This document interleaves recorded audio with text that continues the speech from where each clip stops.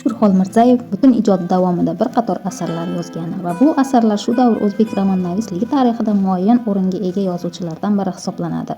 U o'z hikoyalarida Abdulla Qodiriy, Abdulla Qahhor kabi o'zbek yozuvchilarining eng yaxshi an'analarini davom ettirish bilan birga o'zbek hikoyanavisligini rus va Yevropa yozuvchilarining badiiy tajribalari bilan ham boyitdi.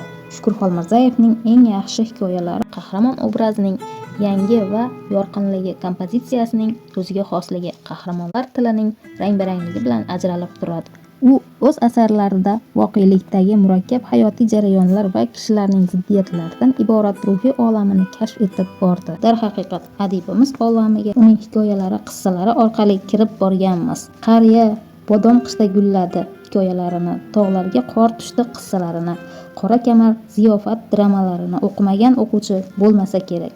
Qahramonlarning oddiy tili, xarakterlaridagi samimiylik, tabiiylik kitobxonni go'yoki jonli muloqotga chorlagandek bo'ladi. Ayniqsa 18 ga kirmagan kim bor asari o'zining betakrorligi bilan alohida o'rin tutadi.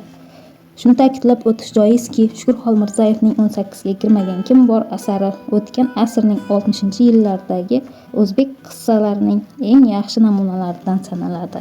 Asar 25 yoshli yozuvchiga o'zbek kitobxonlari orasida katta shuhrat keltirgan. Ushbu mashhur muhabbat asarini o'qimagan, Jilla qursa nomini eshitmagan yigit-qiz kam topiladi. Muhabbat, oqibat, adashish va qismat, hayotga intilish va yoshlar xarakterining chiniqishi muammolariga bag'ishlangan bu qissa mana deyarli yarim asrdan buyon yoshlar tomonidan sevib o'qiladi. Bundan tashqari, mazkur asarda odamning dardini do'stlari ko'tarar ekan, yuragingni bo'shatasan. Keyin bilasanki, sen ham shu olamda omonatsan, boradigan joying o'sha joy. Ana shu xayollar boshingni qamraganda, olamning barcha tashvish, tahlikalari bir pul bo'lib qolarkan. E'tiqodlar ham Xudo haqqi hech narsaning qimmati qolmagandek bo'larkan. Biroq meni tag'in otam, uning ruhi qandaydir tutib qoldi.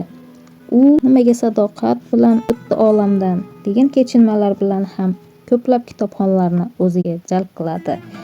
Xulosa qilib aytganda, 18 ga kirmagan kim bor asari sevgi muhabbatning o'zgacha talqini, oshiqlik va ojizlik, matonat va razolat, inson ma'naviyati bilan bog'liq bo'lgan ijtimoiy va axloqiy masalalar bayon etilgan kam sonli durdonalardan biridir.